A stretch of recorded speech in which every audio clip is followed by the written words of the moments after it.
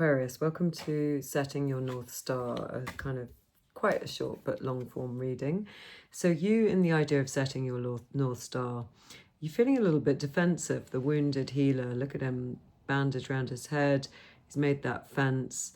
It's only a stage, but definitely feeling as if maybe previously when you've tried to get things sorted about orientating yourself in the right area, there might have been a few snags, and you're feeling a bit prematurely, potentially, or rightly, I'm not sure, as if you're looking for the problems and you're not sure you want to dare to step into what you really want to do in case it disappoints again.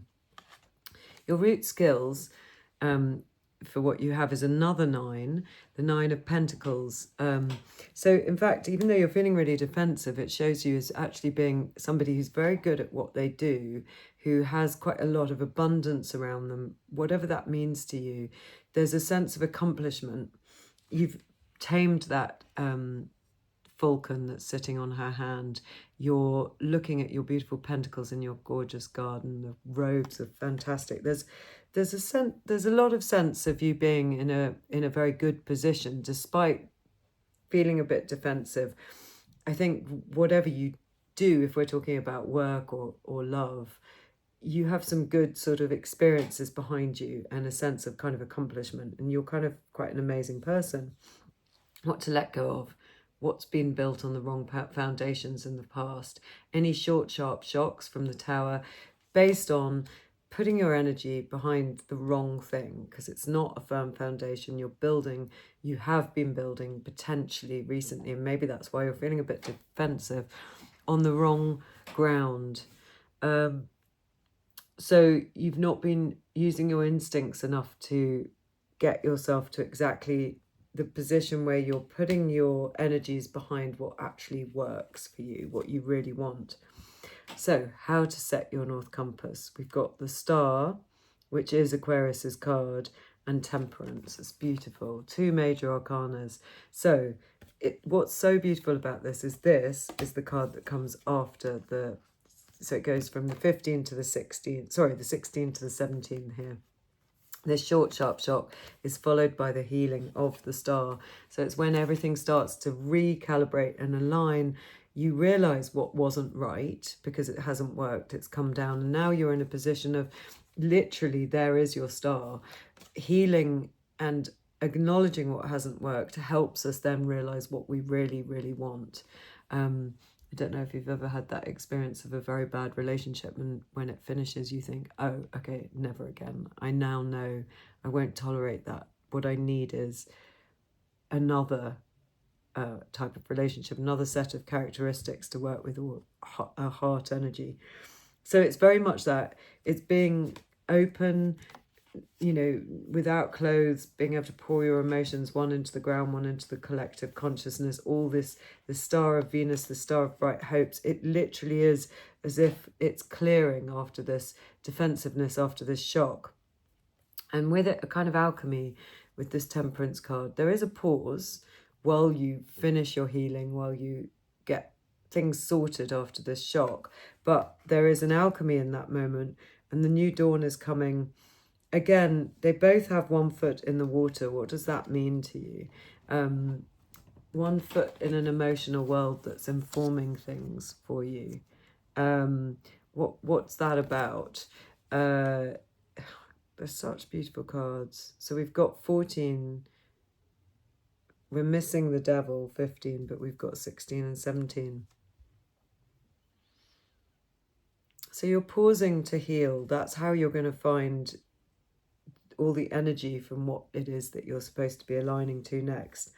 And where it's going, what's coming up next is the Knight of Cups. So actions based on offering from your Grail cup, for offering from your heart space. Quite romantic, really. And I suppose it's almost like this water that we see in the cups of the Temperance that's going backwards and forwards, changing into something new. And the sort of amount of giving that you're doing to that general emotional water is now something that you're able to offer someone else. I think you're realizing how you are actually the 9 of Pentacles, that you've got a lot to offer. Right, let's pull some other cards. I'm going to pull one from this lovely deck, and I don't know the name of it, but it's another tarot deck. I love all the different illustrations. So what have we got here? We've got 2. We've got the 5 of Pentacles and Temperance again.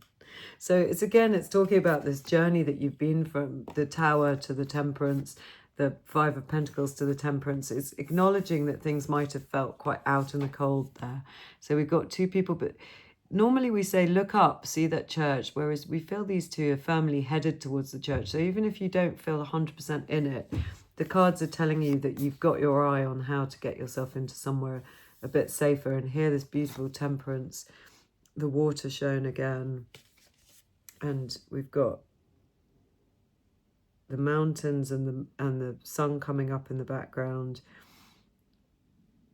It's really lovely. And an angelic influence, which, because I've sort of dedicated these readings to, in my mind, to the Rosefield, which is the last of the second trilogy of Philip Pullman's books that's being published later tonight at midnight, being open for sale. And he talks about I saw an interview with him recently on the BBC talking about, this morning, talking about how the demons that he has, that his characters have a kind of form of an animal that is with them all the time, that represents really your higher self, maybe your guardian angel, maybe something like that. And that's what I think why this is turning up twice, and so why I'm looking at those wings so much. And he also talks about the Rosefield being that kind of point of inner knowing, kind of an imaginative sphere that you can get information from, but also, you know, the way that his character Lyra uses the alethiometer is about this kind of divination. So it's divination tapping into the whole, tapping into something more wise under the tutelage of something more wise. So I think that's why Temperance is turning up twice. There's a sort of, in your setting, your North Compass, Aquarius, it's towards your own true Aquarian meaning, because we've got 2 of you turning up, but it's also being informed by some sort of guidance system, whatever that means to you, your higher self, a spirit guide, an angelic guide. I don't know. What does that mean to you? Now, from the Salvador Dali cards, we've got the 1, 2, 3, but we've got the 9 of Swords, which is when you're worrying. So we see this kind of 5 of Pentacles, this Tower. It's acknowledging that things have been a little bit hard for you, lying in bed, worrying, thinking things are terrible because it's the middle of the night. But look who's there with you again, that angel, trying to get you to look down and see her rather than all these terrible worries that you're staring up at. So it's sort of saying you've been with that angelic presence always. It's just whether or not you're prepared to acknowledge it. And with that, the world,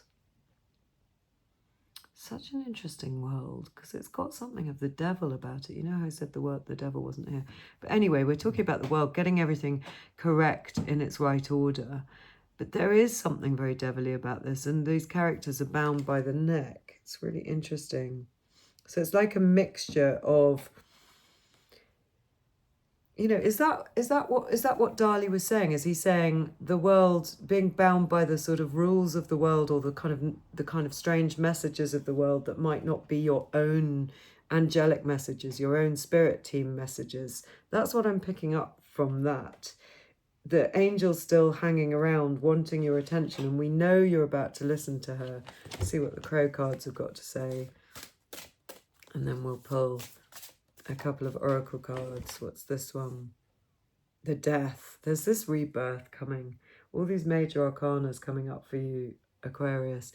There is a rebirth. It's a rebirth where you start to listen to your angels, to your spirit guides. It's after this Tower. There is no doubt that you're starting to now focus on a better vision, a better inner vision, a better guidance system that gets you to what you really, really want. And what is the oracle card? The key to intimacy. So maybe this is around relationships. Intimate love is a core need to be met in relation to ourselves and those closest to us. The journey to intimacy often includes learning what love is not. Wow, that's so funny how that happens. Do you remember how I just said at the beginning of the reading, sometimes we have one of those relationships that is so bad that we go, right, never again. I'm now orientating something better, with that defensiveness that we see in your core at the moment. And the fact that you've got this single woman at the bottom, she is a very single character. It might be that at the moment you're recovering from that kind of relationship, or it's just highlighting what I said about when we really know what we don't want. That's when we can really focus on what we do want. So that bit again often includes learning what love is not. So how to get to real intimacy with yourself, with your own needs, with the next person that you're going to share your love with, is learning what we don't want. That's exactly what I said at the beginning. That's so strange. I shouldn't be surprised. It's what happens in these readings. So then let's get one more oracle from the Blessed Bee, and then we'll finish with a cocoon card, which is a tarot deck that's very impressionistic. So this one, a blessing on a journey.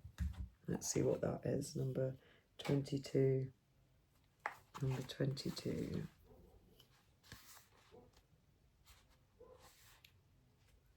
A blessing on your time away from home and on the road, a blessing in the in-between, the liminal space, the borderlands you will inhabit. That's what the Temperance and the Star are a bit like, this in-between. May the road you take be blessed, as you begin on this journey into the unknown. For while you may have many plans and a map and a compass to guide you, gosh, it's so like Lyra in the Philip Pullman, there is much that will surprise and amaze you. May the leaving of home be done with ease, knowing it will be safe until you return to its shelter once more. May you experience the joy of anticipation. Let the moment of embarkation be a great thrill when you take flight on board ship, a car, or whatever vehicle it is that you will see you safely across the miles. Let there be elation. May you encounter kindness upon the road, strangers who show you the very best of themselves, and may there be hospitality and delightful turns of good luck, serendipitous meetings and quiet moments too, so you can fully absorb the adventures of each day. May the adventurous spirit within you be delighted by your wanderings, and may you relish to the full each day upon the strange road you are travelling. May the purpose of your journey be blessed. Whatever you leave, whether you leave excited or reluctant, may whatever trip it is you take be fulfilled in its spirit, and may the days fill themselves with future memories that will feed your soul for years to come. May the skies shine down on you. May the plans you made be exceeded by the reality. May all go more than well for you. And when it comes time to return home, traveller, may your home open its arms and take you in. And may there be friends with whom to tell your tales of the road and share the gifts you've returned with. Arrive home safely, enriched with discoveries, inspired and open-hearted, full of love for the world we dwell within, for it is wondrous, and this you have found to be the truth. Blessed be.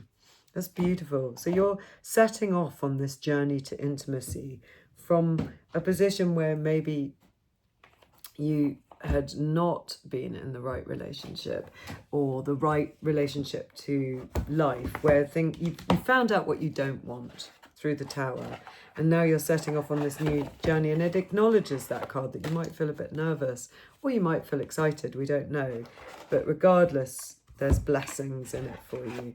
And we can see that from the Star card that's turned up and the Temperance twice. And now you're going to be able to offer at the end your cup of intimacy.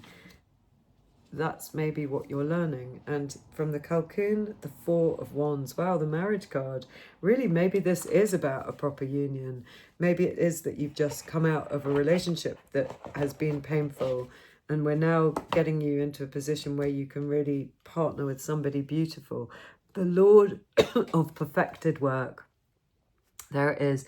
That's the card which in the Rider-Waite would show you at a wedding, at a celebration, at a place where you're creating a really safe blessed space for yourself. What an incredible journey you're on. Yes, I think you are moving towards intimacy, and maybe that is your true North Star. It's really beautiful reading. I encourage you to read the books of Philip Pullman. They are amazing. See you again.